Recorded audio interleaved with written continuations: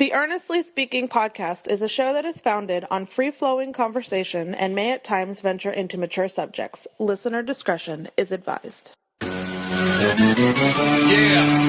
Earnestly Speaking podcast.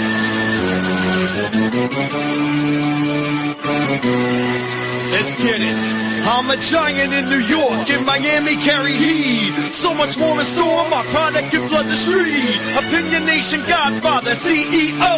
Puff in the late 90s, gon' see me blow. Oh, got my hustle on, no imitation of that. Army of untouchables, Opinion Nation staff. Never an off season, homie, check the numbers. Heart throbbing my own right, supplying southern comfort. Earnestly speaking, my ego is well fed. Earnestly speaking, you're too feeble and no threat. See, I'm like a hurricane, you're a mild breeze. Earnestly speaking, leaving Eli a dynasty. Shake!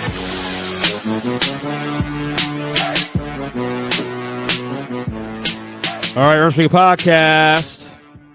Back with these two knuckleheads here. My favorite father-son duo on the planet here. You got the Vazquez combo here, of course, Rudy and Cory back on the show with us. Got a lot to talk about, guys. What's up? What's good? Another day in the life. Makes for popping. We're doing our thing right now. I got a little cocktail with my custom black. What you got there? What you got there? It's a coconut rum with coconut rum and Coke. You so fancy, bro. With my custom V glass. I got water. I'll turn the water crew on that one. Yeah, that's right, baby. That's right. See, Cory's learning, man. Wait, Cory, when's your birthday again? My birthday's on Sunday, coming up. And how old are you turning now? I'm gonna be 26 years old. God damn! Either Rudy, you had him too young, or you old, brother? Which one is it? The gray hairs are coming in. It's time, man. It's time. I've seen a couple of them, so he's not bullshitting either. Nah.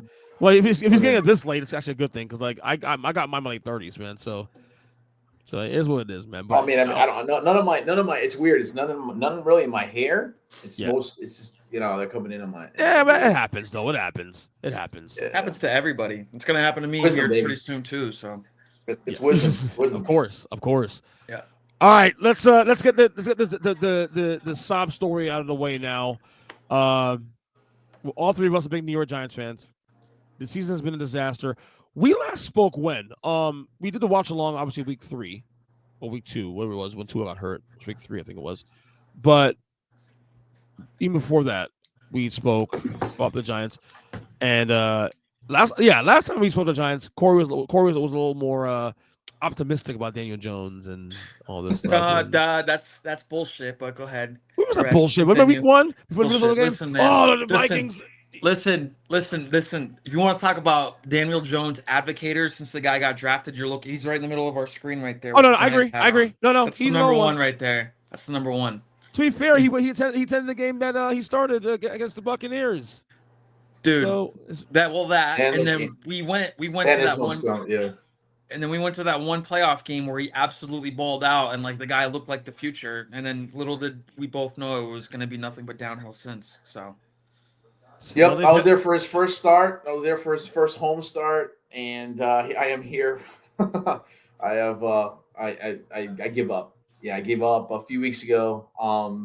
It's I understand. I get it. There's an injury clause. We could obviously we're going to talk a lot about this topic, but I mean, Cory gave up on him quite a bit ago. He's been frustrated. The kid's got talent. I mean, he does. I think he was drafted way too early. I forget. I tend to forget who was drafted behind him, and it's painful to think about. Who was it? Was it Josh Rosen? No. DJ was in the 2019 class with Kyler Murray. Yep. Kyler Murray, Daniel Jones. That quarterback class was weak as hell. Mm-hmm. So I mean, those are the first two. I don't give a damn. But, still too high though. I don't care. 100%. Yeah, it was way too high. And then what's his face got drafted RIP in Washington. Dwayne Haskins. Yes. Yeah, that was Dwayne Haskins. Yeah. We went to Danny's first home start that year too. He did. That was his first home start. Yeah. Against Washington, we were at that game. Mm-hmm. Yep. So I mean, it's time. I think he was drafted way too early. I think that when you really break it down, I think if you look at his stats, I mean, he does rank up there as far as all-time Giant QBs, which is I don't know what that says about Giant QBs. I mean, especially with Eli It was a White being Tittle. there. Was a White Tittle and namesake. Daniel Jones. Phil Simms. Yeah. But I honestly, and I'll let you guys kind of take it from here. But I think that having no O line, I think made him. I mean, he came in very explosive and had no O line, and I think towards the end, he just got real gun shy. He held on to the ball too long. He was afraid to turn it over. He was afraid to take risks, and I mean, that's it. It's over. No, the no O-line thing was an excuse for the first 3-4 years of his career. The last 2 years, not so much. They had an O-line during the big end part of this year, and he would miss receivers, overthrow receivers, hold the ball too damn long, and prior to Andrew Thomas getting hurt, the line was fine. That's actually one of the good parts of our team last year. The year was a line before they got this many injuries. It's just as simple. He's not good. He's not good. And I think at some point we just have to come to reality. And they did the right thing in benching him. Obviously, they're doing this for financial purposes because they didn't want him to get hurt, in fear of that if he's injured and on the roster by March, then they owe him $23 million and all that stuff, and they want to be able to cut him and be free from him right after the season's over. Which obviously it looks like that's going to be the case at the end of this year. Now, whether or not they have the number one pick in the draft, when it's all said and done, who knows? I hope they. I'm not one for tanking. I don't like tanking. This in the spirit of the game, but as you know, if you're gonna get better, you gotta get worse. Did you see the amount of bad teams there are in the league this year, though? That's the problem too. That's the biggest problem. That's one of the biggest stories of the whole year too. Also, you have a lot of teams that like I have a top 10, bottom 5 every week. And like my bottom 5 is my bottom 5, but you can add another 3 or 4 more teams in that bottom 5, and it wouldn't sound foolish. Look at the difference. Look for your top 5 to your bottom 5. Look at the difference in quarterback production. Look at it every week. Look at the elite quarterbacks at the top 5. Yeah. The worst quarterbacks at the bottom 5. Yep. That's how it is, man. Yeah. That's the type of league it is. So I don't know. I'm just it's sad because he's obviously a good kid. He's obviously putting the work in. Like he's obviously he's not complaining and whatnot. He's good in the locker room. We keep hearing about that. But again, it's a business, and it just is what it is. What are your thoughts on basically the firestorm or criticism from basically it boils down, and I really want to hear your thoughts on how it boils down to choosing Daniel Jones over Saquon Barkley. Thoughts? Wait, well, again, I think we touched on this topic early in the year when we discussed this back in May. The issue for me was never. I understood the what they did. They wanted to get ahead of. They wanted to get ahead of the where the market was going, and at the time, Daniel Jones had just won a playoff game. So he was actually trending a little up, even though I thought I said to also there's a little bit of fool's gold there because he was kind of on a leash that year with Daboll's first year as head coach. But at the same time, I understood what they were doing. They were trying to get him on a good number, knowing that the market the year after and the year after that. I mean, look what Dak Prescott's getting paid right now. Currently, Dak Prescott, $6 million. If Daniel Jones had another year like he had in 2022, he would have costed $50+ million. And now what? You can't let him walk either. So I understand why. I've always defended the structure of the contract, knowing that yes, it's 4 years, 160, but it's really 2 and 80. So we're gonna get 2 and 80. Yeah, but you can't get Bleacher Report and Twitter clicks off of that. You can't get like the media reaction to that. Right. People see 4 for 160 and see that they chose Daniel Jones over Saquon. You can't get reactions off of that when you tell the truth. So no. Yeah. No, my problem with the Saquon thing, I'll still stand 10 toes down on this, is that they didn't even make him an offer. Like, what was the number? Like $2 million more? You wanted more? $2 million? Pay him! Fucking pay him! Fucking pay him! Fucking pay! You gotta pay special. You gotta pay special. I disagree with this too. So go ahead. I disagree with this too. Go ahead, Pop. No, I disagree. I think Monday morning quarterback, I think that's my favorite thing about football is that, when you look at I remember, I think it was coming out of Minnesota with Corey when we were there, because we were there for that playoff game. The guy, obviously, hindsight, right? So he was playing Corey, bottom 3 defense, bottom 4 defenses that year. I mean, that defensive coordinator hasn't been back in the NFL. Yeah. Awful defense, right? So he lit him up. I mean, he looked great. And, he loses the following week. Obviously, I was at that game as well, the Eagles in the playoffs. It was a divisional champion. It was awful, the worst football game I've ever been at. And it was in Philly, which is even worse. Worst place to go watch a sporting event. And yeah, I mean, I think coming out of that, when you think about you have to pay, you can't let him go, right? So you have to figure out what to pay. And I think with the Saquon story, I think there's more to it. I think that, obviously there was some drama surrounding the franchise tag thing. I mean, his agent was playing hardball. I get it. The guy's talented.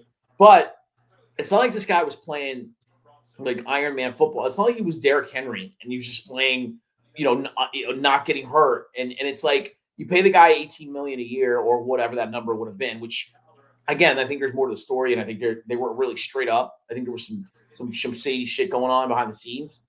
I think he wanted to go to Philly. I think he wanted to move on. He knew it was a weaker roster. He knew it was a weaker quarterback. Obviously, he would have helped us out tremendously, but I don't think he'd be having the same year.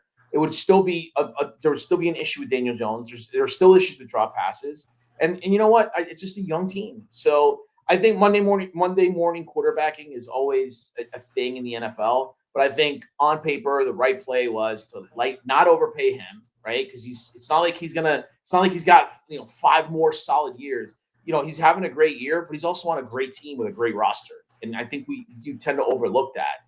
And he's just got a better surrounding cast. So I think it was the right play.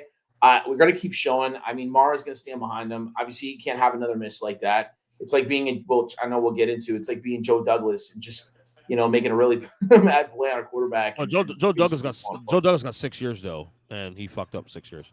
That's what Danny. Yeah, he did. Right. Well, you think it was all 6? I don't know if he fucked up 6 years because he did make some really good moves, but I think he got swindled by the Aaron Rodgers thing. The Rodgers thing was definitely a mess. He missed on Zach Wilson. He missed on some key linemen and stuff like that. Was he Sam Darnold? Was he Sam Darnold also too? No, he was Zach Wilson. Okay. He was the one that went with Zach Wilson after the pandemic, and he wasn't Darnold. I'm pretty sure he wasn't Darnold. Yeah. No, he wasn't Darnold. Corey, your thoughts on not Saquon, but Daniel Jones and just the whole process and his career in New York. So I'll ask you this question real quick, EJ. Go ahead. I know you love the Giants like I do. Yes. How many more wins does Saquon Barkley give the Giants this year that Tyrone Tracy couldn't have done or been as productive in? Well, okay. So how many close games had this year? You had the Washington game. They could have won early in the year. The first one. Where Tyrone Tracy had a pretty good game in that game. Yeah, we had a kicker. We actually win that game. Other games we lost this year, we could have won. The Dallas game we could have won also too. That's another one there. So that's 2 wins there. Now we're what 4-6 now, supposed to 2-8. Is another game? But you think Saquon impacts those games? Absolutely. Saquon again, he's special. The problem, 100%. Okay. The problem, look, if we're talking about Joe Mixon, I'm like whatever. Let him walk. I don't care. Don't even take a meeting. But Saquon Barkley is prototype, one of the greatest backs I've ever seen. Prototype. Gotcha. So you said 4-6, right? Right, at least. Is that a 500? Is that a winning team or is that a losing team? It's a mediocre team.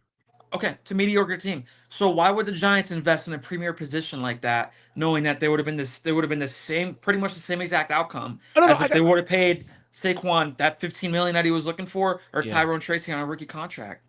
No, but the thing was, and maybe it's just me thinking out of the box and thinking this is just $2 million. Maybe it's just me thinking out of the box. I just think, again, it's like, okay, just keep the guy here. Figure out a way, keep the guy here, and we'll go from there. We'll figure things out the rest of the way. If you look at it from Saquon's end, though, if you really wanted to be a Giant for life, which is what he was proclaiming when he wanted to get paid, why would you not just settle for the $2 million sacrifice, which you're going to make up in endorsements and other shit anyway? Because they're gonna run to the ground anyway, so why not? Or just be upfront and say, hey, this is where I want to be. This is what they're offering me. Can you guys match it?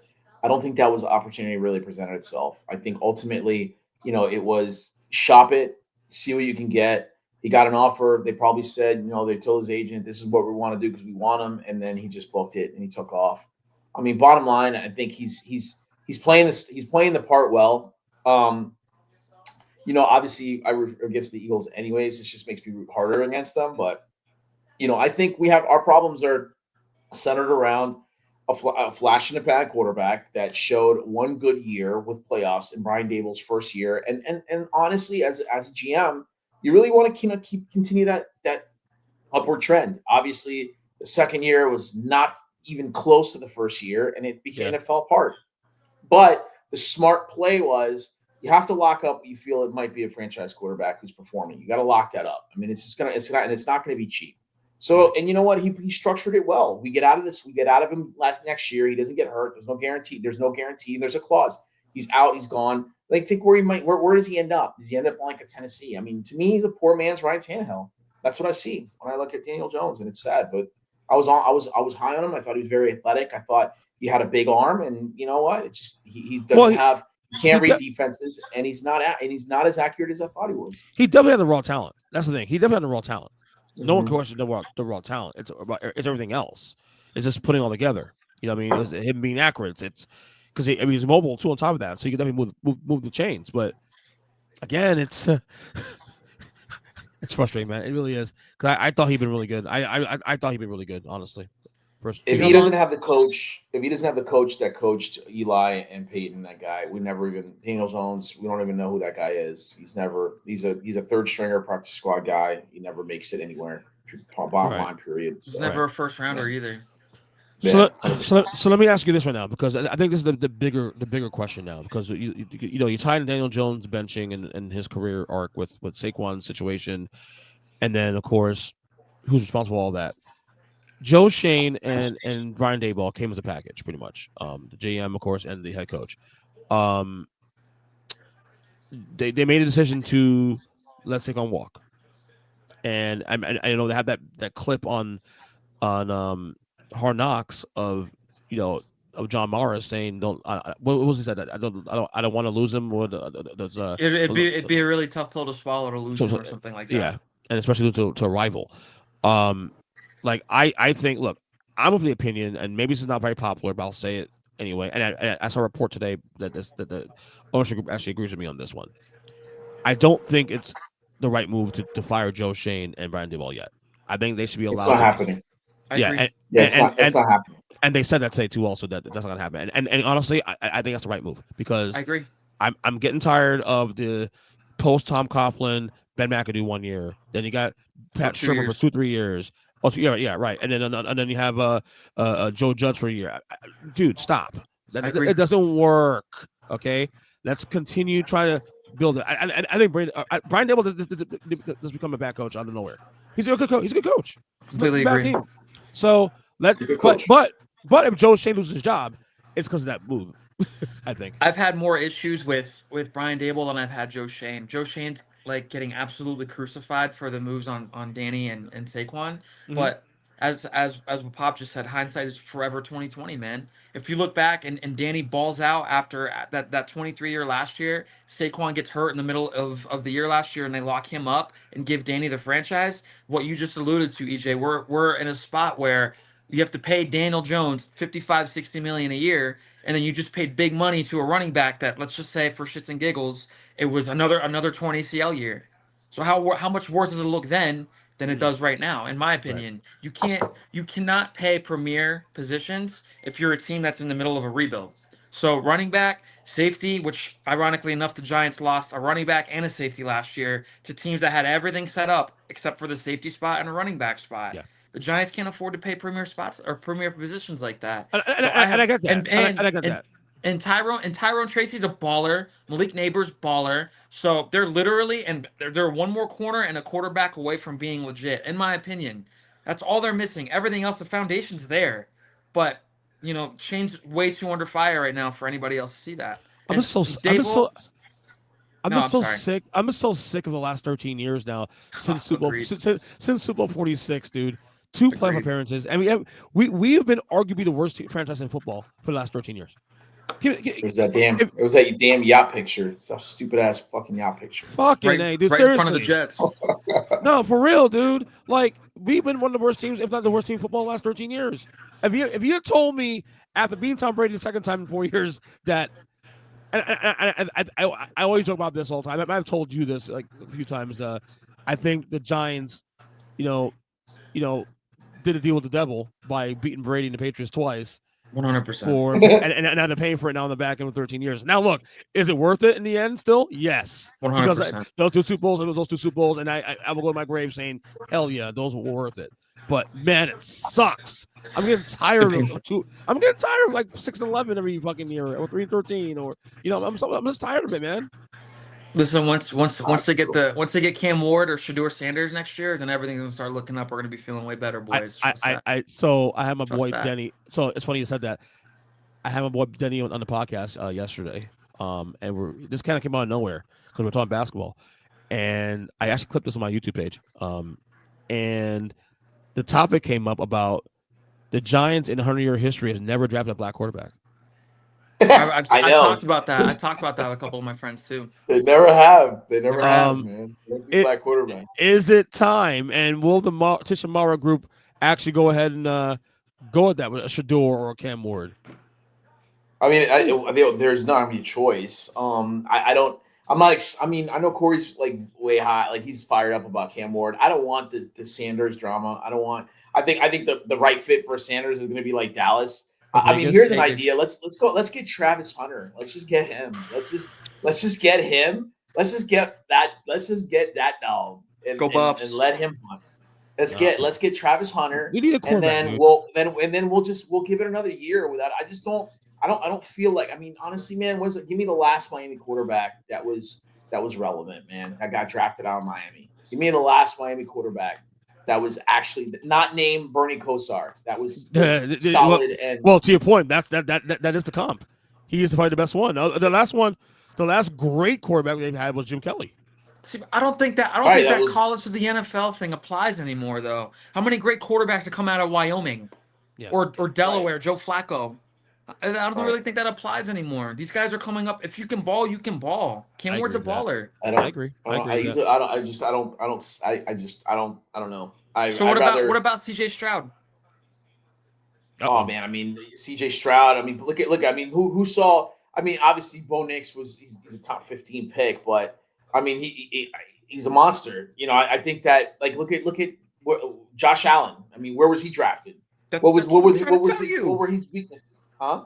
That's what I'm trying to tell you. I don't think it matters what school these kids are coming out of anymore. They're not about school, man. I just feel that there's Shedeur's good, man. I mean, look, in just 2 years of Colorado, though, dude.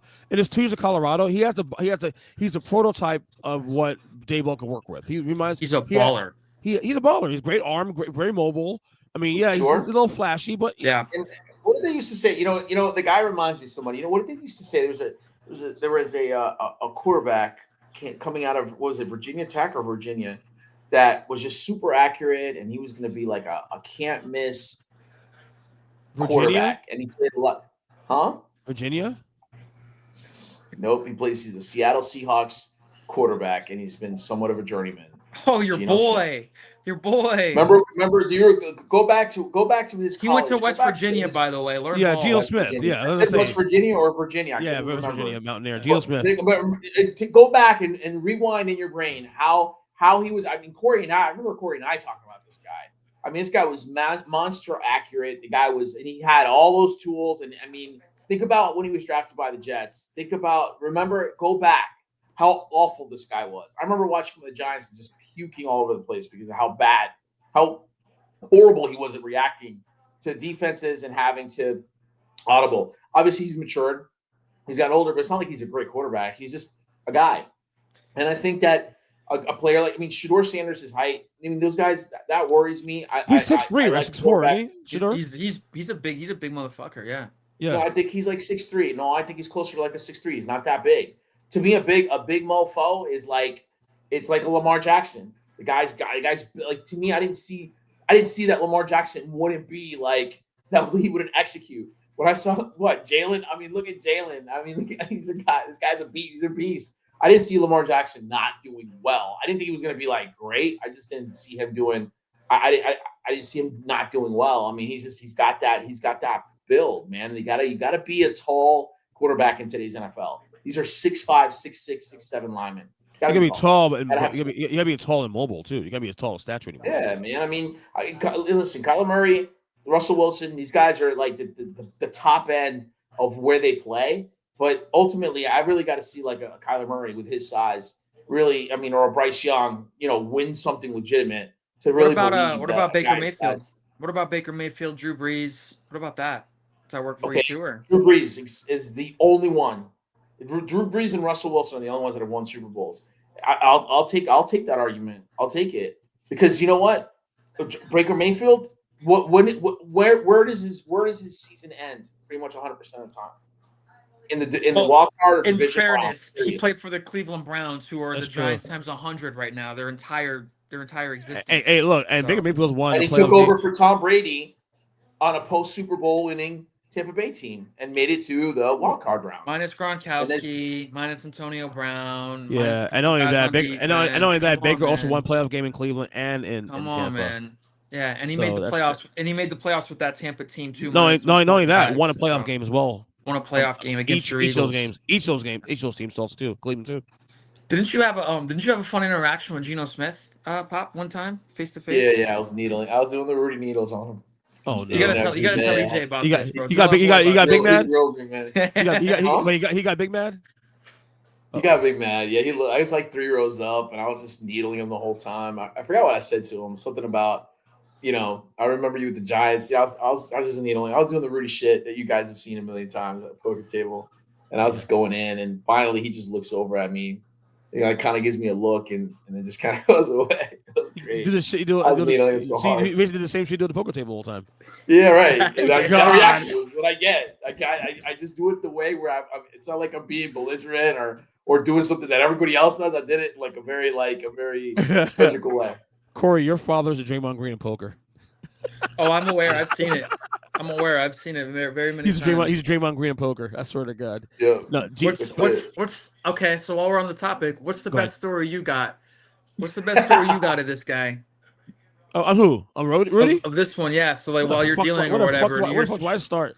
Pick your most favorite, the one you had you laughing your ass off. I don't have, dude. It's really just not one. There's just too many. A lot of this shit with him is random. It's random shit. You can't really pick it out because give me one. He doesn't. I've never had a real good classic one with him. It's like you have to ask somebody. But there's the fact how he needles guys on the table, and like he'll like rifle like hard on the table, especially on the stream. When I'm on the stream, especially at the best. Because you've had some good stream ones. I always pray that Rudy's on the stream, so because he makes the stream less boring. Hell yeah, you know what I'm saying? He does. Yeah, because his conversations on there too. Also, because your dad doesn't give a fuck. He doesn't care. He'll talk about anything, politics, sport. It doesn't matter. I don't give a fuck. I don't give a shit. This is how I feel, and you like it, take it or leave it. And I appreciate that. I really do. So, there's actually a video of me. You remember the day that they Eli's streak got snapped? Yeah, they benched him for Geno Smith. Right. So I taped myself in the car going to work, saying some really bad offensive, expletive, deleted shit. Because it was a reaction video of me playing Mike Francesa announcing it on his radio show, and me yell. I had the video still somewhere, and I was fucking off. I was so pissed because I know why you benched Eli because he wasn't playing well, but it's still the streak, dude. And from that day, I fucking hated Ben McAdoo. And you also benched him for Geno Smith, by the way. If you benched him for like a first round quarterback pick or like a young guy like on the bench, it's one thing. But for Geno Smith, when at that time he was still labeled a bum, yeah, that was bad for everybody. So I get that. If I can find a video, it's on my phone somewhere. If I can find it, I'm gonna send it to you guys. But that would be awesome. I basically goes, Geno Smith, you fucking retard. Yeah. He was so awful. That was bad. That was against the Raiders. Against the Raiders, that's correct. And then he played shit against Raiders too. Like what? Dude, this team's been dog shit for the last fucking. Been bad for a minute, man. It's disheartening, but you know what? it's disheartening. But the Knicks are on the come up, the Mets are on the come up. So I mean, it's the Rangers have been the New York Rangers have been really good too over the last few years. So everything else is kind of up while the Giants are down. So it kind of helps a little bit. Well, I feel you on the Mets stuff. Rangers, I feel on that. The Knicks stuff, whatever. It's what it is. Yeah, because your boys look so good right now, right? I mean, we gone to the finals twice in the last couple of years. What does that have to do with this year? What's going on this year? Oh, what are you talking shit for? Just a question, big dog. I know. You're right. No, what's your guys' record now? You guys won a couple games finally?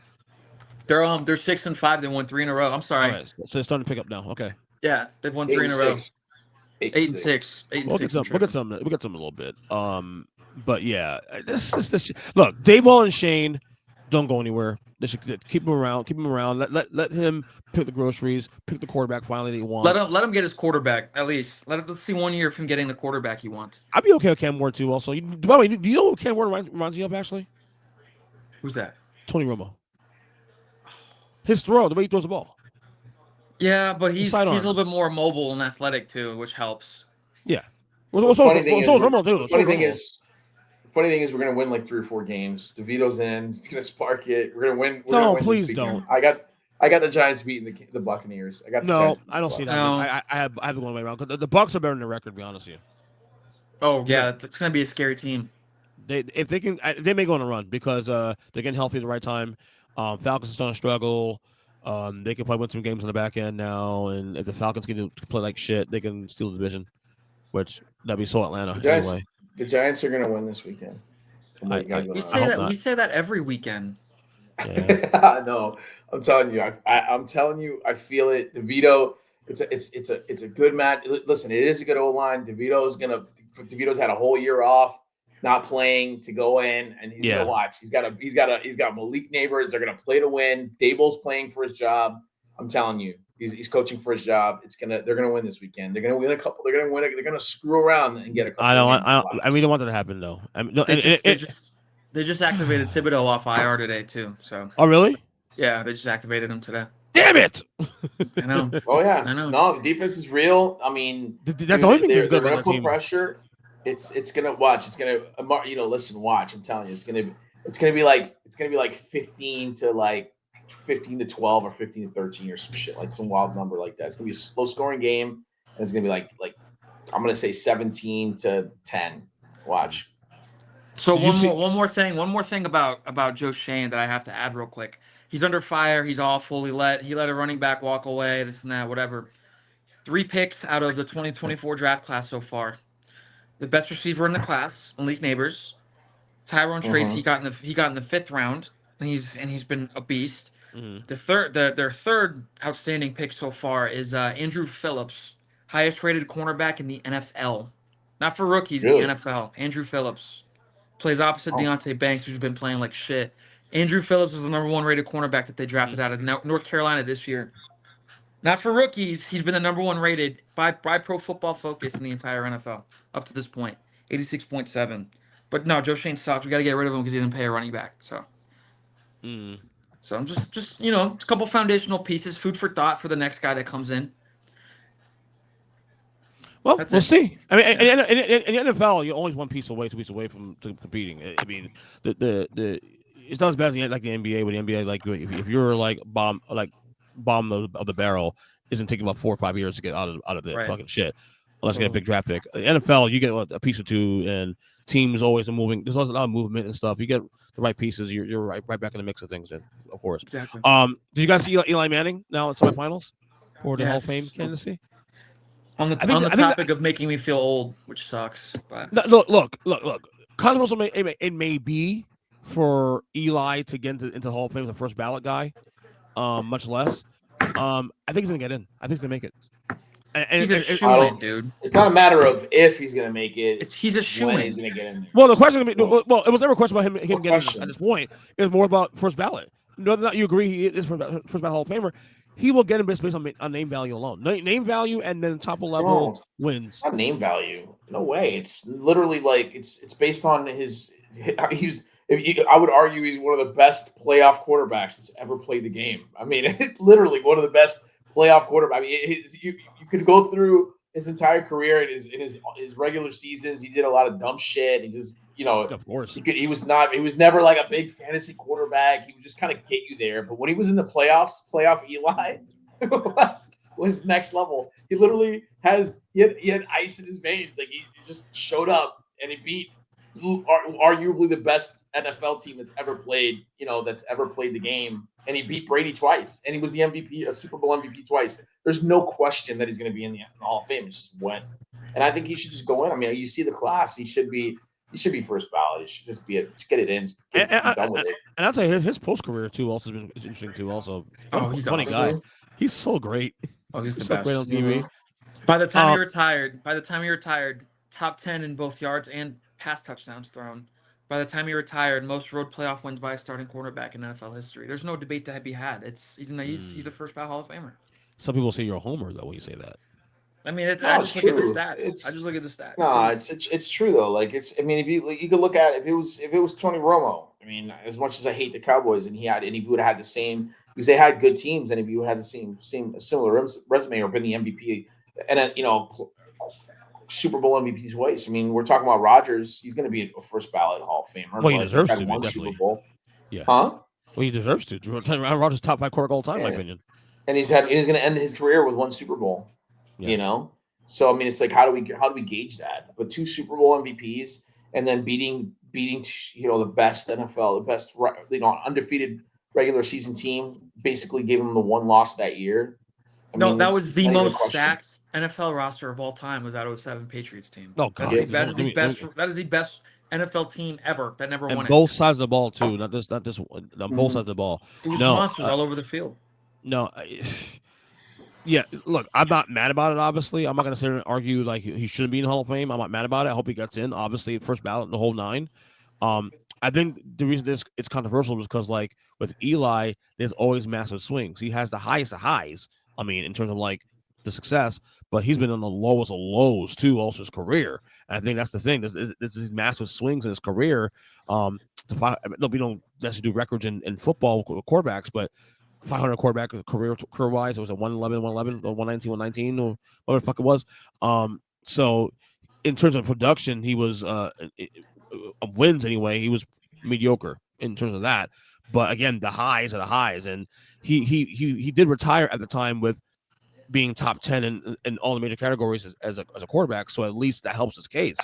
I'll tell you what though, if he wins 2 Super Bowls and it's not the Patriots, maybe he doesn't get in. Maybe is it the Patriots being the Patriots helps his case more than anything else? 100%. Well, it's also the 2 Super Bowl MVPs is a real thing too, no matter who he won them against. But it's also beating that team. But the name brand, yes, beating the Patriots and beating the greatest quarterback of all time twice. Yeah, just based off of that alone. Yeah, absolutely. Yeah, at least in my opinion. Yeah, look, I'm a massive fan. I mean, I named my firstborn after him, so I mean, let's speak that. No, I did. So I mean, it is what it is there. But yeah, I'm just glad. Do you think Phillip Rivers has a case? A case, yes, a case. Okay, that's all I'm asking. I'm not gonna ask you if he gets in or not. You know what? Case. Keep talking. There's a video. I want to share the video with you guys. Actually, there's a video someone sent me on Facebook a couple days ago. I want to play this, but keep talking about this in the meantime. So who else was on the Who else was a candidate that got along with Eli today that got named as Hall of Fame candidates or whatever? Was it Hines Ward on that list too? I have the list here. Hold on, I'm looking right now. I thought I saw Hines Ward on that list. Hines Ward. That's crazy, man. Let me see. Eli Manning. Looking at right now. Eli Manning. Let's see. Terrell Suggs.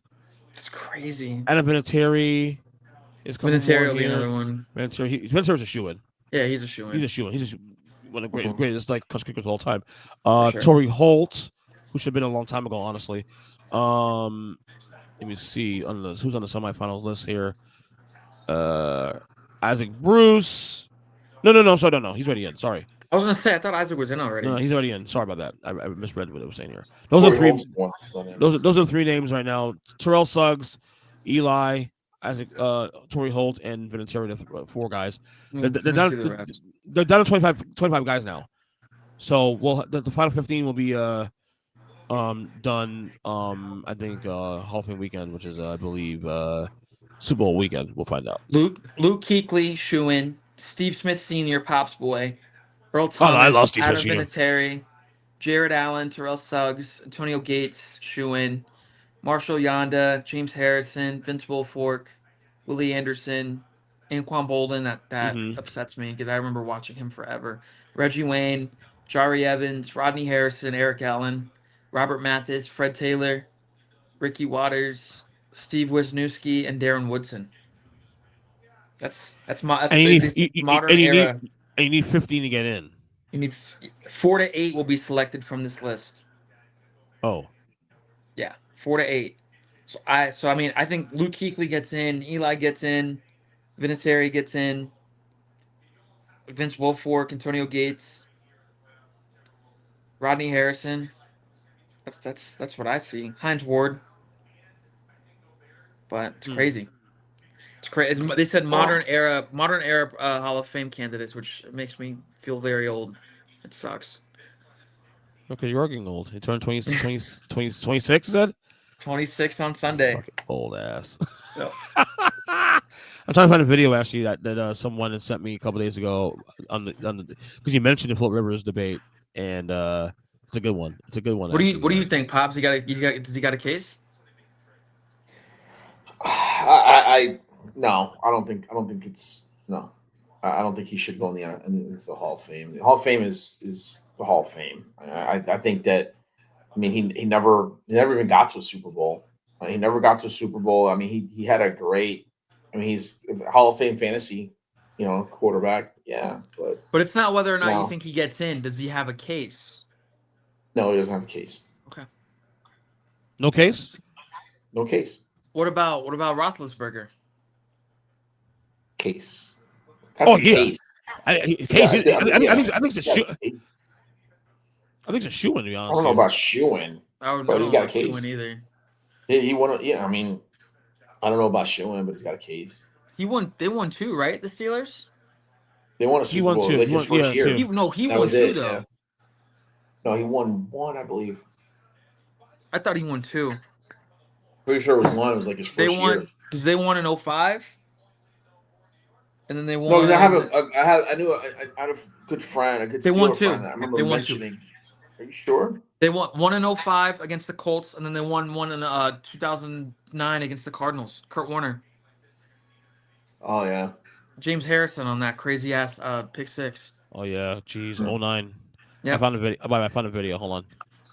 I found a video. Hold on, if I play this properly. Let me see. All right. Bing, bing, bing, bing, bing. I'll start over here. Stop. I'm just gonna rewind it again. Hold on. Here it is. Here. You guys see that, right? Yeah. Screen. Okay. Here's a video. Here's a video here. Manning, Hall of Famer or not? Yeah, he's Chris Hansen. Take down the paper. I agree. But that's a debate among media types. Yeah. It's a debate. Philip Rivers, Hall of Fame. No, you don't got 2 rings. See, that's the argument. Philip had better stats. Eli had better moments and championships. He had the largest moment. It was David versus Goliath. Yes. To have that win. Dude, I'm 53. You're still a young man. Yeah. The greatest football team I have ever seen did not win the Super Bowl because of Eli Manning. That's Hall of Famer. If you look at David in the Bible, I bet you the stats aren't good. But who are we talking? I'm talking about David. Yeah. He said, give me 1 stone. That's all I need. I'm putting it right in the forehead. And he did. David hit Goliath in the forehead, we're told. Precision. And he hit Tyree. David Tyree in the head with a pass. It was holding. Holding. Yeah. Asante Samuel should have squeezed it. Yeah. I'm sorry. It's true. He knows it. Memories. I can't believe that team didn't win the Super Bowl. Eli Manning, Hall of Famer. Me too. I still watch that game once in a while, and every time I watch that game, I'm like, "There's no way fucking we won the game." It's insane, man. It's annoying having to have that message conveyed by Julian Edelman, but he's spot on. I mean, hey. And by the way, that was Scott Hansen too. Scott Hansen, Red Zone. No, he's great. I just hearing Julian Edelman. It's mixed hearing him say that, which it is what it is. But no, I what he just said, I completely agree with. Best moments get you in. I guess that's what it is. I'm not Super Bowl. I mean, we can even limit that argument to Super Bowl MVPs. It doesn't even. So like That is a Trump stat. Like that is a Trump stat. You could give me 1,000,000 yards, but Super Bowl MVP. Like correct. That's it. How many Super Bowl MVPs versus how many Super Bowl MVPs? 2-0, and that's wins and MVPs. Like that's it. It's over. Argument over. It's like when they talk about MJ in the rings. Like argument over. Yeah, true. I've done this already. My midterms stuff weeks ago. Corey, you want to mention your MVP right now in the NFL, Coach of the Year, and the whole nine? Give me your list. Josh Allen would be my MVP. Coach of the Year would I haven't really thought about them since I texted you that, which is my fault. But give some nominees, the top 3 nominees for Coach of the Year. Yeah, I would say. I mean, it feels like he's in the conversation every year, but I'd put Mike Tomlin up there. Hell yeah, 100%. Hell yeah, Jim Harbaugh would be my second. Hell yeah, mine too. And then I'd say up to this point right now, I would say Dan Quinn. I would say those would be my 3 right now. Because I mean, he goes into Washington, which was a complete shit show forever. They get new ownership and everything. They get a new stud quarterback, which is going to happen to the Giants next year. And they turn it around completely. Up to this point, they've kind of faltered off a little bit over the last couple weeks, but hey, 7-3 is 7-3 up to this point. So yeah, those would be my 3. I mean, I'm probably missing other guys, but maybe Sean Payton, Jim Harbaugh, Mike Tomlin. I'm gonna have Corey react right here. Go ahead, give me your MVP. I know what you're about to say. Go ahead. I already know what you're about to say. What Coach of the Year? Go ahead. Coach of the Year. Corey nailed it. I'm gonna say Mike Tomlin would lead the pack only because the reason he gets the tiebreaker. There's a 3-way tie, but he gets the tiebreaker because he did something that is big balls, man. And he took a quarterback that had put a win streak together, had a positive 3-0 winning percentage, and he fucking sat him for the guy that he saw that he stuck with, and he went for it, man. And they play for him, and he's the guy executes. He's an executioner, and so I think he's there. I think it's a 3-way tie. Jim Harbaugh, I mean, unbelievable. You want to talk about a shit show? Guy goes in and like goes from an embarrassment of a season last year where the entire team had given up with almost identical rosters and arguably even less talent because they lost 2 receivers that. It's not arguable. It's not arguable. Okay. They lost players. They lost players, right? And he's got them winning and he's got them sold out. But here's the thing that Corey forgot. Here we go. What name am I going to say? Yep. What name am I going to say? Nope. Go ahead. I just want to hear you say it. Nick Sirianni. Dan Campbell. That's not bad. Oh, my boy. Dan Campbell.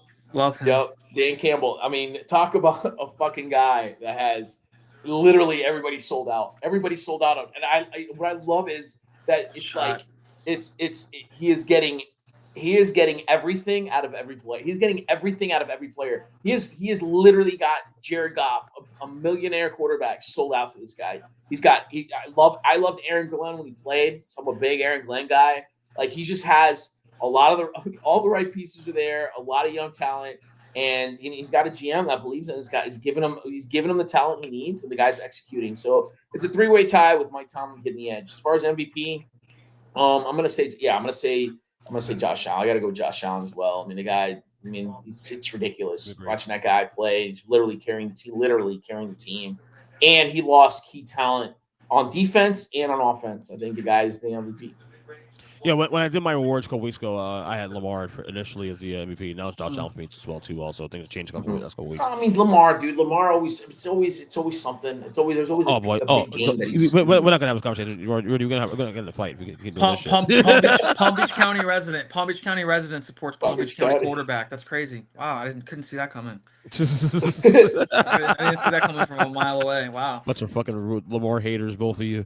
Jesus, that guy's. Dude. I mean, and in his post-game interviews, I just can't even take it, man. He's just bro. What can't you take, Pop? Enlighten us both. What can't you take? Come to the table. Come to the table. Barely gets his sentences out. So what would it take for you to like? What would it take properly? What would it take for you to like Lamar Jackson? What would it take for you to say, you know what, Lamar? Yeah, I get it now. Consistently, not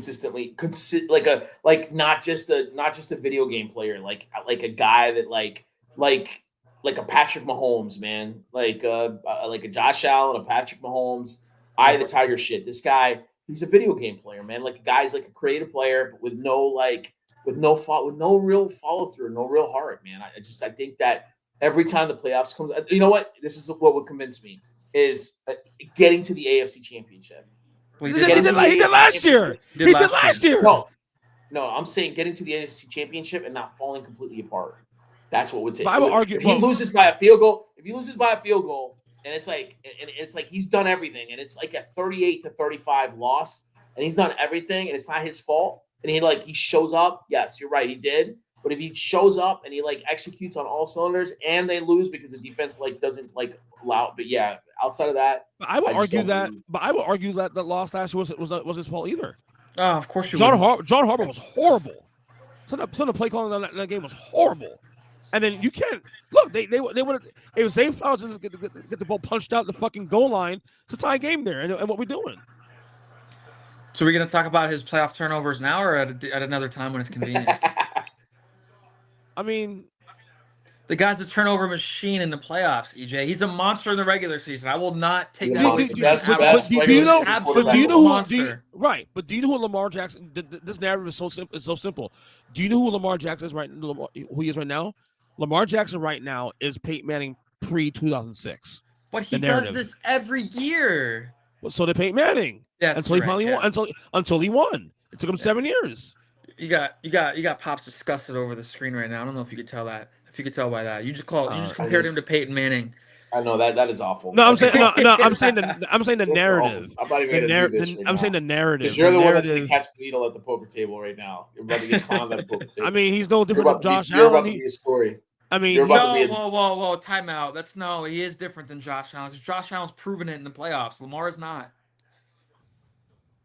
I mean, he's 41-36 against Mahomes. They gave the Bills did everything right in that one playoff game in 21. Yeah. No. They gave Mahomes 13 seconds to get downfield, and they did. I'm not knocking Josh Allen. I think Josh Allen's a phenomenal player. I think Josh Allen's arguably number 2 in the league right now.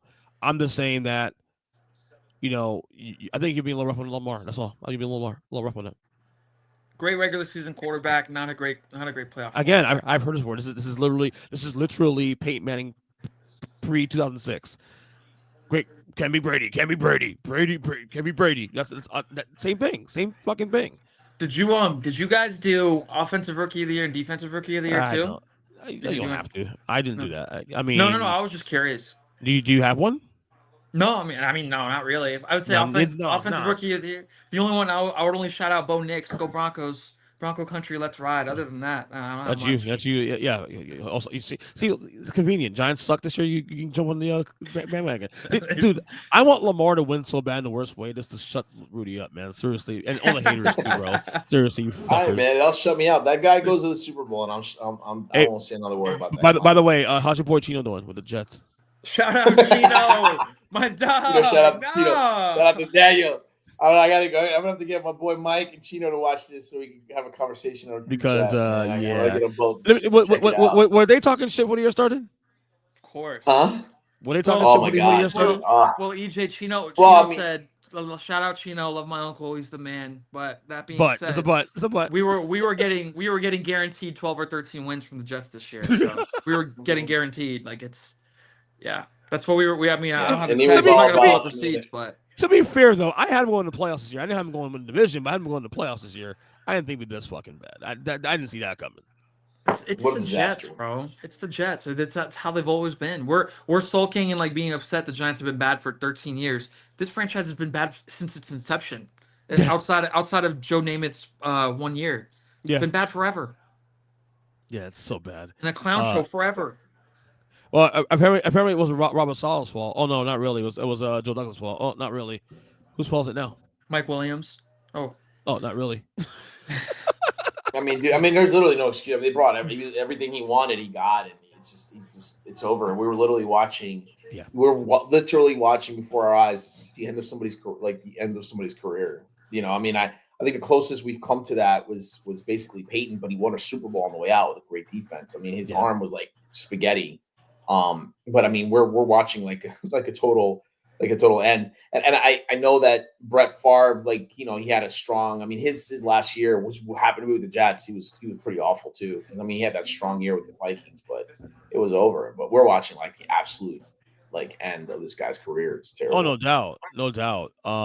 And I'm a big Rodgers fan, but geez, this is embarrassing. This last couple of years, I mean, so about there has been a bigger heel turn we've seen in the NFL, I think, for a guy of his stature than Aaron Rodgers. Mm-hmm. This is bad. And then now the play can't measure up now.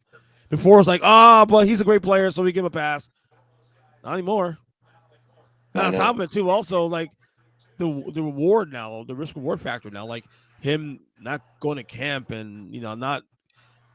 And look, again, Tom Brady's different. Tom Brady is a rah-rah guy. He wants a team guy. He brings a culture there, certain energy there. Rodgers is a little more aloof. Well, there's a little bit more of a leadership factor too. Right. And that's the separation between the two. And that's what makes that a great point, is that he always overcame the nonsense with showing up on the field, throwing 338. Yeah. 3 touchdowns and no picks. And now, you know, when he can overcome that, when he can overcome like the bad play by being a leader, and a young team need a leader, he's not there. So that's a great point, man. All the other stuff was overlooked, and now it can't be because he's not. I mean, you even give him Devontae Adams, the thing he really needed, a receiver like that. I mean, you gave him. He's got talent all around him. He's got Devontae. He's got a weak O line. That's obvious. But, you know, the point was that he was going to really, you know, he's going to really. Their defense was there, and they were only missing that big piece, and it's completely a disaster. And then you fire the best coach. Then you fire the best coach on the staff, and that's, I mean, absolutely awful. Awful moves. And now you have an interim GM, an interim coach, and a team that's basically quit. And it's unbelievable. I mean, I'm blown away. Here's a question, though. Do they cut him in a year? No. Should they cut him? Gotta hope he retires. Well, they have to pay him, right? You can't cut him. You have to pay him, man. That's $49 million in dead cap and dead money. You can't cut him. That's the thing. That's where he's got to buy the balls for next year. So the only hope they have is that he retires. If he retires, then they can move on. But he's not going to retire, dude. Look at the amount of money he would give up by retiring. Why would he retire? It's going to be basically a lame duck year with a guy that's basically done. And I mean, done. He stays. There'll be a lot of hype, and they add another O lineman or whatever, but they're stuck. He will literally end his tenure there and setting that team back like 3 to 5 years, literally, because they have to start over with a quarterback. There's really coach, two things. GM. Yeah. The two things that happen here really. Joe Douglas made some really good moves, man. I mean, he missed on Zach Wilson, but he didn't miss on a lot of other players. I mean, you look at the young talent now. He drafted Garrett Wilson, Breece Hall, Sauce. I mean, well, it's Ahmad Gardner. He's been shitty this year, so they're back to calling him Ahmad Gardner. So he's been bad. A what Gardner? So they're back to calling him, and I have a couple Jets friends that have vouched for me on it. They've revoked his nickname Sauce, and they're back to calling him by his government name, Ahmad Gardner. Oh, okay. Yeah, because he's had a really bad year, and he can't tackle for shit. So no, they could either it's two things here. Like, obviously, you hope he retires, or B, he comes back and he somehow finds a way to revitalize his career. Like take a. It's over. You know, maybe he's got no movement. A lot of his talent came from moving around. I agree. Pocket, you know? Off script. Yeah, it's where a lot of his magic came from. Was making plays, and he can't make plays. He's just trying to get rid of the ball. What was the stat last week on passes over 10 yards? He had like one. It's like he had his entire chart was basically all passes of less than 10 yards. It was pretty crazy. I'm gonna pull it up. It's crazy to think that somebody that was widely regarded as like a top 2 quarterback of his generation only has 1 Super Bowl, and he's only made 1 Super Bowl on top of that, which is even weirder. Yeah, the guy was dominant for almost his entire career, and to manage all the regular season accolades, like, it speaks for itself. But 1 Super Bowl appearance, like, that's just, I'll never be able to understand why that's the case. Here's just stats from last week. He was 22 of 29, 184 yards, 2 touchdowns. Out of those passes, all but 4 of them, all but 3 of them were beyond 10 yards. And the passes that were beyond 10 yards, he was 1 for 3. Jesus. So in other words, everything he did was a quick out or basically or check down. It off the running back. Yeah, check down. And the thing is, he got everything he wanted. He's gotten the coaches he wanted. He's got the receivers he wanted. He even got Devontae Adams in there. I mean, got everything he wanted. You got everything he wanted. I didn't want to cut you off, but go ahead, EJ. No, you're good. No, he got everything he wanted. I was going to back up your point on that. It's a joke.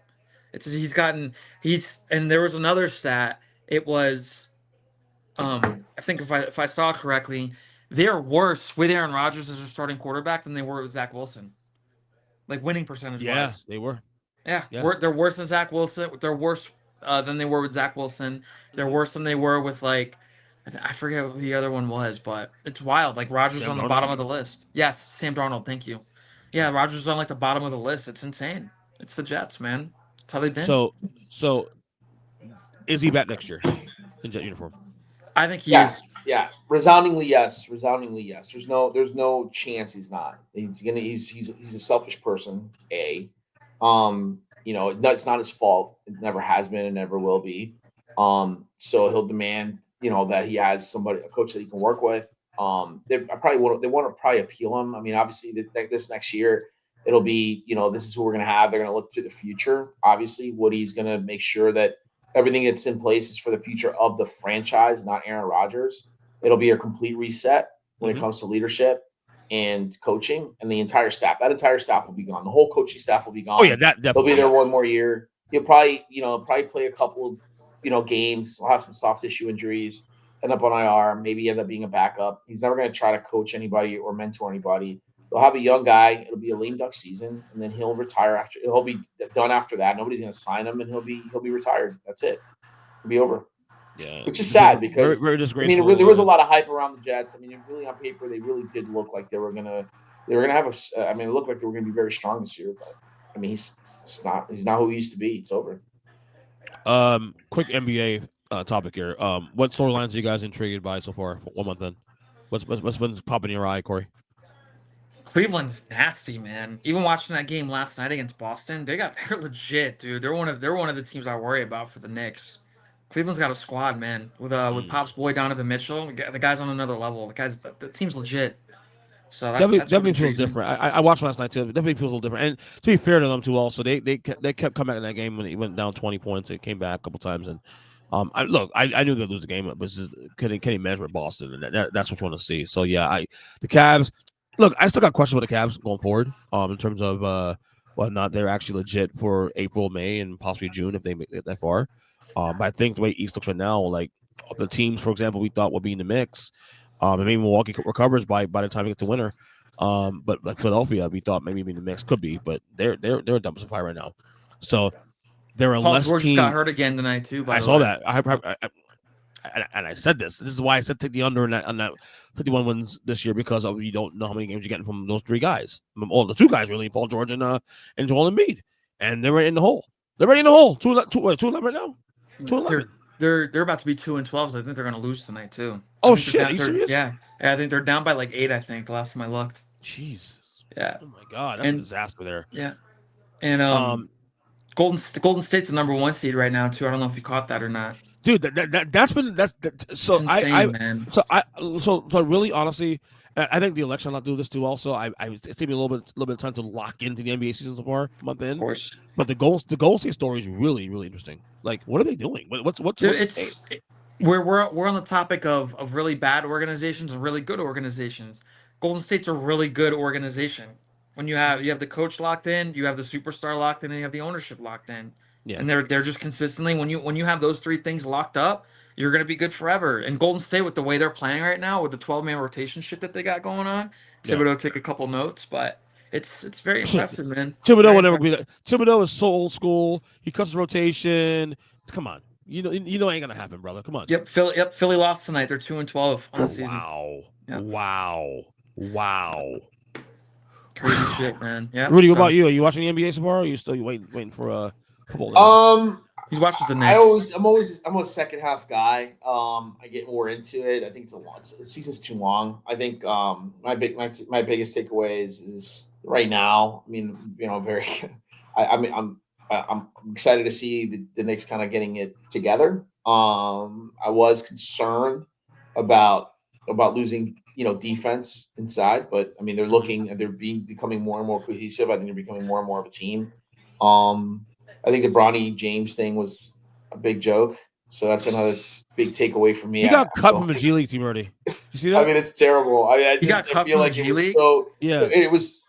He did get cut, right? Yeah, I knew that was coming. I mean, he scored like 4 points the other night on a G League team. It was like he had a bad. I mean, he's just not. He should be nowhere near an NBA court, and I think that just it delegitimizes like the Ken Griffey Jr. thing, and I'm big about I like that kind of thing, and it was just so hyped, and it was that's one of my biggest takeaways. Outside of that, I mean, I would love to see a little more defense in the NBA, but it's terrible. That's kind of what I have. I mean, it's crazy to see some of these teams that have struggled, seeing Houston being good, seeing Golden State continue to be good, seeing Steph Curry just putting people to bed, especially ex players, but. Yeah. Now, outside of that, man, I mean, I get more excited about the second half than I do the first half. But those are my biggest takeaways right now. Yeah, like I said, it's tough to lock in right now. Early, I mean, I'm slowly getting back into it now. Obviously, OKC's doing what they're doing is pretty good. Obviously, San Antonio's really competitive, actually. We talked about Wembanyama, that kid, and then talk about the perfect fit for Chris Paul to go to for a veteran 1 year thing. Wembanyama is going to be such a monster. It's not even funny. I told him within 3 years to be the best player in the league. Within 3 years, the Bucks. I think the Bucks are going to turn around. They should get Milton back soon. They say he's been clear to play for a while, but he's just trying to take his time with the ankle. 2 ankle surgeries, of course. Well, I think that kid is done. I think it's cooked. I'll be honest with you. So the Giannis to Miami rumors it's not going to happen. I mean, there's no rumors right now, but I mean, there's definitely there was a rumor about him going to Houston recently too, 2 days ago, and that they don't want to cut bait with their talent, which I don't blame them. Houston looks really tough right now too. Also, I still think we're not seeing the teams in their real form yet, other than Boston, of course. A couple teams. I think you'll start seeing teams regress to the mean at some point. Even Cleveland, yes. Even the Cavs regress to the mean. How much we don't know. We'll see. Well, the Knicks are missing a few guys too. So. Yeah. The Knicks, once everybody gets back, they'll be okay. When the rubber meets the road, they'll be in the top 4 when the top 4 seeds in the East. I'm not worried about that. But like I said, you're not surprised right now. Detroit's playing well this year so far. A couple teams there come to get slow. I think the Lakers are gonna be okay too. Also, JJ Redick I'm very impressed by him. I'm very impressed by him. I'm not surprised. He has the mindset of a coach. He has the mindset. Me neither. He's doing what everybody's been preaching to make AD the focal point, and then give LeBron the keys in the last 2 or 3 minutes of the game. Yeah, that's the way to do it. Yeah. I'm fine. 2 more things. Switch out of here. Baseball, Mets baseball. We're all Mets fans here on this panel. Juan Soto. Do we want him? Yes, the guy's all world. Resounding yes. Yeah, he's a mercenary, but I mean, he's got no loyalty whatsoever. He doesn't give a shit. He wants to get paid, but I mean, that guy, watching him play, he sees the ball, man. The guy's a monster. There's no, I loved watching that. I loved seeing that. I love seeing them get their asses whooped in the World Series. I mean, I can't stand the Yankees. So I was beautiful, especially to see if he wins the World Series there and then he leaves, it's it justifies all these. I mean, just beautiful end to that organization and their bullshit. I want him. I want him on the Mets. I want him on the Mets. Give him to us. Obviously, if we get him, I don't think we can get Polar Bear, but I'll take him, man. Well, if we get Soto, we're not signing Polar Bear. We're not. We can't. We can't do both. I mean, they could. They have 150 million or 180 million coming off the books, guaranteed. Excuse me. Steve Cohen doesn't give a shit, and he already said. I'm sure you saw the report. I'm sure you saw the report too. He's willing to go 50 million more than the next team for Juan Soto's contract. But I don't know if you saw that report or not. And look, yeah, I did see that. But here's the thing, and I'm looking at it more from a more prudent situation. And look, I don't know why he even cares. It's not my fucking money. I'm the fan. If he's feeding the beast, cool, feed the beast. You know, I'm with that.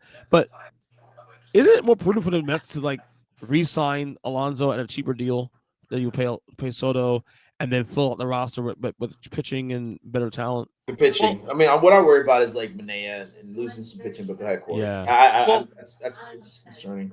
They're both Scott Boras guys. So how much cheaper is Alonso going to be than Soto? Well, he's still going to cost $600 million. No, he's not. But Pete Alonso's not going to settle for a cheaper deal either, because they're both Scott Boras guys. Boras is the greediest asshole in baseball.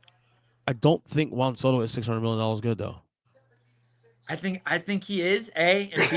You're gonna make all that money back instantly. If we're on the topic of money, you're gonna make all that money back instantly. The amount of jerseys that they're gonna sell, which will be me, because I'll have 3 of them as soon as that contract is. That's because you're a fucking menace. That's why. Yeah, exactly.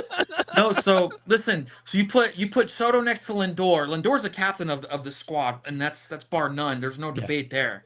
Yeah. But you grab Soto, you grab Alonso, and you grab Corbin Burns from the Orioles, who's a freaking monster himself. And then is he available too? Oh yeah, he's a free agent. Yeah, he's a free agent. Yeah, so go get Corbin Burns, go get Juan Soto, and re-sign Pete Alonso. I could give a shit what they do the rest of the offseason. They'll be number 1, Senga number 2, right? It'll be Burns and Senga, right? He was a Cy Young finalist. He's a monster, and he's David Stearns, the president of the Mets, drafted him or got him in Milwaukee originally. So David Stearns is an animal, by the way. He's a monster. David Stearns is a beast. He's a monster, and it's going to be. I think he blends well with the culture. I think he'd be a lot happier there. He's around kind of more his side. He's an alpha, and he can be an alpha there. He's boys with Francisco Alvarez Lindor, too. Right, and he's boys with Alvarez, and Lindor is a total Brunson type captain, where he's just a guy. He's that type of dude. And Soto's got a monster ego. And when you got, on the Yankees, man, there's a lot of egos. It's always been that way, and it is that way now. And I think he'll fit better. Listen, I'm down.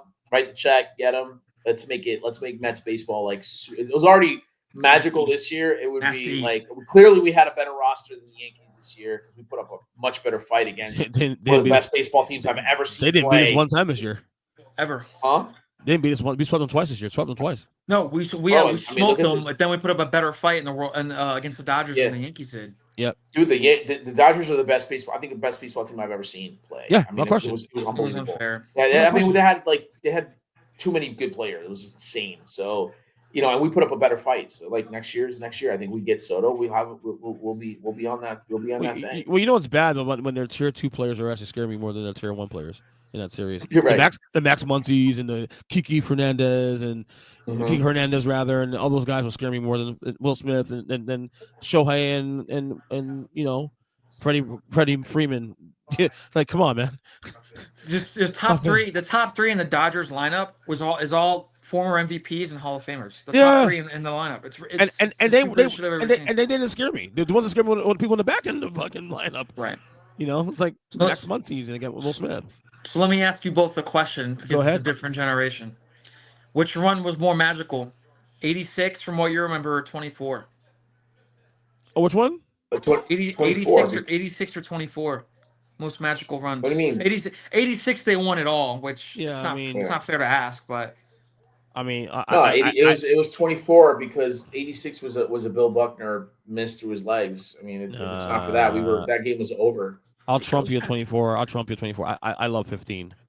15 was a sick run, but it was a great run. But the 24 run was magical, because they were. I mean, with the sky was falling thing, and with being 13 games under 500, and have cool. the best record in baseball the rest of the way.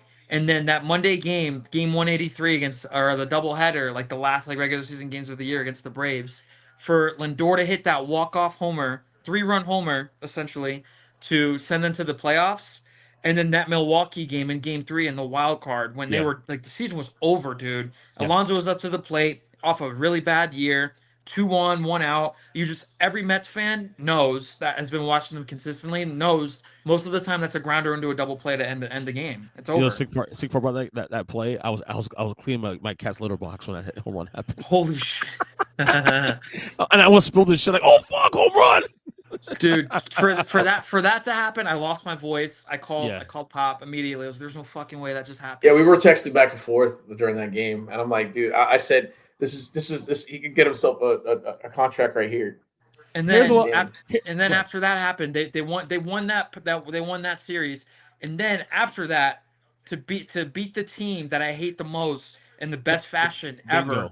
Bingo. The walk off Lindor grand salami to send the Phillies home and then send the Mets to the championship series. That was over the top, man. You see, if anything, that's the reason why 24 will be number one on my list, because of beating Philadelphia. Because that's my most hated team. I hate the Phillies. It's the way they beat them too that just did it for me. Yeah. It was perfect. They were in Citi Field. It was Lindor's grand salami. They were down in the game. It was perfect, man. This run was magical as fuck. I remember it forever. It was great. Yeah. Love this team. Go get Juan Soto, goddammit. Go get him. Look, do I want him to get it? Yes, absolutely want him to get it. I'm just saying, like, I'm looking at it from a prudent situation. Do you sign Lonzo instead and use that money to fill out pitching and whatnot? I'm a little more old school that way, but you know what? Fuck it. It's not your money, like you said. It's not my money. Why do I care? It's not my money. Exactly. Why do I care? All right, one last thing we get out of here. Politics. Election's over. Your thoughts? Any final words on Trump v. Harris? And obviously Trump's back in office in January, and obviously I'll tell you what, I was saying this to my friend on the last episode, Zach, that compared to 8 years ago, this is a lot more quieter. There's no riots and stuff. There's no protests and stuff. I wonder why. So far. I mean, this is a little more quieter. I don't know. What do you guys think? Floor's yours, Pop. Floor's yours. Go ahead, Rudy. I don't know if you read my. Oh, you did because I think you commented on it. But I put a post that pretty much, the same night embodies. No, it was the post. I did you can look it up real quick. I'm doing it right now. Read it, and then I'll comment on. I'll comment on the post results. Pull it up. Okay. Oh yeah, the day. Oh yeah, it was the day of the election. Yeah. Civic duty completed, which is funny because like when that day of the election, the day before anyway, you had said to me that you were not going to vote, and then you changed your mind. I always vote. I mean, I just wasn't going to vote for president, and I'll say right here, I didn't vote. I mean, it's the first time. I mean, obviously, I was very anti him in 2016, but to be honest, like my thoughts are, it's insulting to get to the point that we've arrived at such a low point in our society, and we're at a low point in our society. Our societal decay continues to happen at a rapid pace. It's almost like I compare the state of our society like our climate change. I mean, the fact that it's 80 degrees in like the middle to late November now, where it used to get cold in October when I was a kid moving here to to Florida. Our societal decay is you can see it happening before our eyes, where people are more worried about, more concerned. I mean, it's just watching people go back and forth. I can go on and on about this stuff, but honestly, I feel like it's so insulting to be left with literally no option. That, and there's a lot of sort of two evils thing, and I've gone back and forth with me saying that she was not a good choice, and she wasn't a good choice. I feel like, she never took a good stand. I mean, she was weak. She was just a weak candidate. Yeah, she was smart, educated. She had her, the pedigree, I guess, on paper could say like, she was more qualified, but was she really? And I think to me, being qualified is being a leader, right? And being a leader means you take a stand, you speak up, you say, hey, you know what? You distance yourself. I made a mistake. I was wrong on the border. I didn't do a good job. We didn't do a good job, but that's not who I am. That's not what I'm doing. She never stood and took ground. And to me, she was far left when she ran originally, and she was very unpopular. She was highly unpopular. And what it really boiled down to was campaign money. And so she became a candidate by default, which was unfair.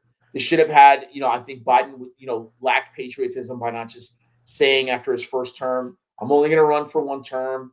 be fair, be a patriot, be aware, be self-aware. One of the things you've heard me go back and forth on a poker table is I always say, like, I like to pride myself on being self-aware. I know I'm an asshole.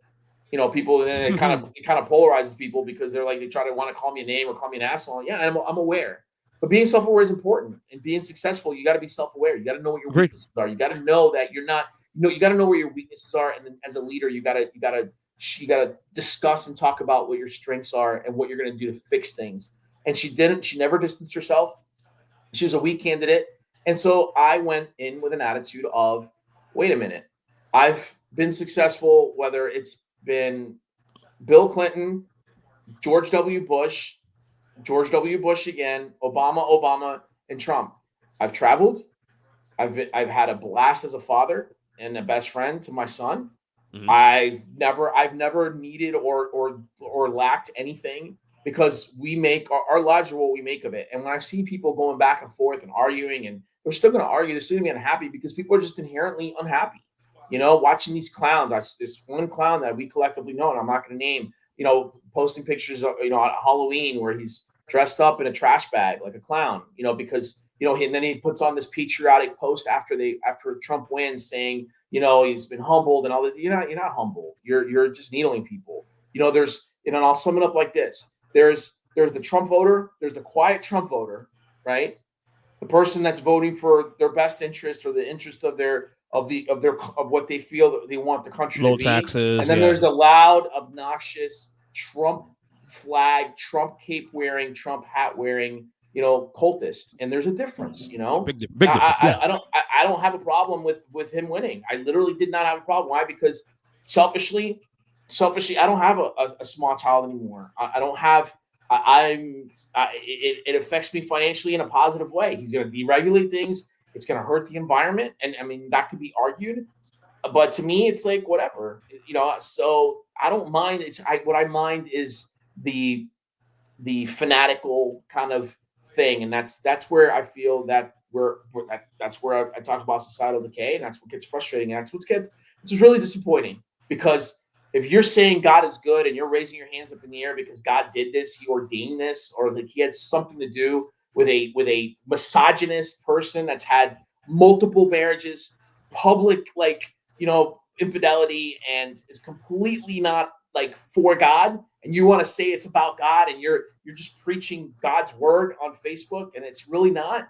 That's where the hypocritical thing is where I struggle with. But I think we're going to be fine. He's putting a big clown show together. But I mean, the guys, we didn't fall apart. We didn't go to nuclear war 4 years ago. And I don't see that happening. So we'll see. That's my soapbox. Go ahead, Corey. I think like what we said last time, I'm not that educated on politics, so I don't want to comment too much on it. But everything he just said, as far as the radicalism and the people that are making their entire personality revolve around a politician who really doesn't even know they exist, I find that hilarious. And that's actually what makes me kind of stay away from politics, because there's a lot of people now that the first thing they want to know is who you voted for. There's no interest in getting to know you as a person or getting to know me as a person. It's immediately the political thing. And I feel it's gotten a lot worse than it has in recent years. So I just choose to not even strike up a conversation with it to anybody. Well, also because I don't know enough about it. But the main thing being is that myself included, or not really myself included, that people use it as a gauge to gauge one's character, and I'm not about that. I don't do that. So that's where I stand on it. Yeah, I come from an era where, and Rudy, probably you too as well, where first off, no one knows who you voted for. Like no one's entitled to know who you voted for, unless you see me putting someone's sign on my driveway or lawn, which I don't do, for the record. You're not gonna know. Now, if I let you guys know, because I want to let you guys know who I'm voting for. But yeah, I'm with Rudy on that one. It's more of the rhetoric and more of the where people base their friendships and their relationships based on who they vote for in their politics, and that's so to me. Maybe I'm just old school in that way. It's so fucking weird for me to see that. Obviously shit. Not if I'm feeling the same way about it, dude. Obviously, it's not an old school thing. And what's so weird for me is that I actually am closer friends with people who I don't agree with on politics than the other way around, which is crazy. Like some of my best friends are actually Republicans, and granted, I'm a former Republican myself, but I've moved more to the center left in recent years, probably the last like 15 years. But that's not the point. The point is that maybe I don't know. I think the Trump era has done it's done good and bad, in a sense where like yes, people are more politically engaged now, both good and bad, because of him being involved in politics. But it's also one of those things. It's a double-edged sword. Like on one hand, it's a good thing people are more aware, but at the same time, people are also not as smart as they think they are. And Exactly. you just hope that at the end of the day that things are going to be okay in 4 years. You know, you're hoping there's not all this stuff is a fear. Oh, is he a fascist? Is he? He's going to be Hitler. Look, I can't say go that far with that. Sometimes I see some of the signs like, ooh, that's a bad look. But you know, again, Hitler was someone that literally killed 10 million, was it 5 million Jews? I mean, I mean, we got to have a perspective of that. Trump is a crazy motherfucker. Let's be clear about that. But Hitler, I'm not gonna. So I don't know if I go that far. But we got to get back to disrespecting each other's beliefs and space and whatnot. And I would love to get back to that again. It'd be nice. The unfortunate thing, and this, you know, I'll finish with this, and I'll let you kind of wrap it up. But the unfortunate thing is, man, Pandora's box is open, right? Pandora's box is social media, and it is. I'm intrigued by it. I'm intrigued by the human mind, the way. I mean, Cory and I have had conversations. I'm intrigued by people, and I'm gonna go to you. Like, think about where you work. Like where I work. I love. Like, I'm with a new company. I just been a year, and I'm having a ball. I'm having a blast. I was talking to the president the other day, and I was actually talking to one of my good friends that I work with, who's tremendous and he's successful. And I go to you. How many dealers have you been? How many people do you work with where they find something wrong with everything? Whether it could start from the AC all the way down to the brakes and the pushes and the rake and everything else that you can find wrong with where you work. You can go. I can think of 3 or 4 people that you work with, because I'm like family there, right? Yeah. That find something wrong with everything, right? At work, where I work, I'm having a blast and I'm just crushing it, right? I focus on the things because of the way my brain works, just like yours. I focus on the things at work and that work for me to make me successful versus the things that don't work. And there's people that I work with that feel that all those things are broken and they suck and it should be better and everything else. And I would go to Cory. Obviously, I'm not as familiar with Cory's work environment, but I guarantee you, he's shaking his head that he could probably single 3 or 4 people out that would comment and complain the same way. I digress. I go back to my original post that I said, There's 2 people on both sides that I know, and they're cool people that I have on my friends list. There's like 2 or 3 on both sides that will go back and forth for the last 4 years and for the next 4 years about what's wrong with everything and how it needs to get fixed and how it fucking sucks and how things suck here. Somebody kneeled for the flag and somebody's not allowed to use the bathroom, even though they can identify as whatever. There's just people that are just unhappy. And the truth is, man, what I've learned, what's going back, the Pandora's box being open is that social media now, it creates a group environment where you can find like-minded people to feel angry and upset about like-minded things. Yeah. Regardless. So you can find 4 or 5 people that work where you work that can find the same things wrong with other places, and they can find them across the country. That's looking at it from a global standpoint. So the truth is, man, people are just unhappy. They're never going to be fucking happy. They're always going to find something wrong with everything. And so this is their way of basically exerting that frustration and looking for change because they're so unhappy. And I asked one of my good friends that I work with, I said, hey man, because he's pro, he's a flag carrier and he's super pumped up and listen, great guy, successful. I look up to him and I said, hey, tell me what's really wrong with things today. Take away illegal immigration, which we can all agree needs to get fixed. What's wrong? What do you find that's really wrong and that needs to get fixed? And people pause and they hesitate. Because if you take that away, listen, inflation is global. There's global inflation. And I can tell you, being in the grocery business, there's a lot of bullshit behind the inflation thing. And there's a lot of greed involved in inflation. So take that away, man, and things aren't bad. It's just that people are just inherently unhappy. And they just want something, a way to like you said about, you were talking about politics. That's where they are able to express their frustrations and their unhappiness. They're just always going to be unhappy. Politics is just a way of them like releasing that that frustration in their own inward, unhappy, self-deprecating lives. Yeah. And that's my breakdown on it. It's the truth. I've been No. You're right though. You're right. Fucking You're unhappy, right. bro. They're never going to be happy. No matter what you do, no matter what president is there, no matter what fucking job they have, no matter how great their kids are. You can have the greatest kids, the greatest job, but you know what? My car sucks, it breaks all the time, or my job's whatever. You have the greatest everything, but there's going to be 3 or 4 other things that fucking suck. Like going to the grocery store and pay more for groceries. Well, life sucks. I need it to change. And 4 years from now, something else is going to fucking suck. And that's just the way it is. I always say, you can only control the controllables. Control the things you can control, and the rest will take care of itself. Good or bad. And that's the way you have to look at life. I feel like you look at life anyways. In that way, it makes it easier because not everything's going your way. You're not entitled to have everything go your way. You just have to adjust as it comes. You can find if you really want to find bad things are going on in your life. It's easy to find. Mm-hmm. But put more energy in the good, the things you do have. Root for have. You live in a country where you have the right to free speech and say the things you want to say. You have a right to all these things. I don't know, man. It's just, I think people today, as much as you mentioned, you nailed on the head, social media, like it's made us more antisocial and also I don't know what we're looking for here, but it's definitely made us more not look at things more broadly as you should, even though the service itself is an avenue to see the world in a bigger world, and yet it's made us more anti, but everything else, and that's the issue I think we have today as society. We're so locked into our own narratives, and it's sad. And this is why I love this podcast. I create this podcast because of creating a community where we can have these conversations, and whether it's sports, politics, culture, it doesn't matter. To have these conversations because because I enjoy talking with people. Rudy, you said it too. Also, I love people more than politics. I'm sorry, I just do.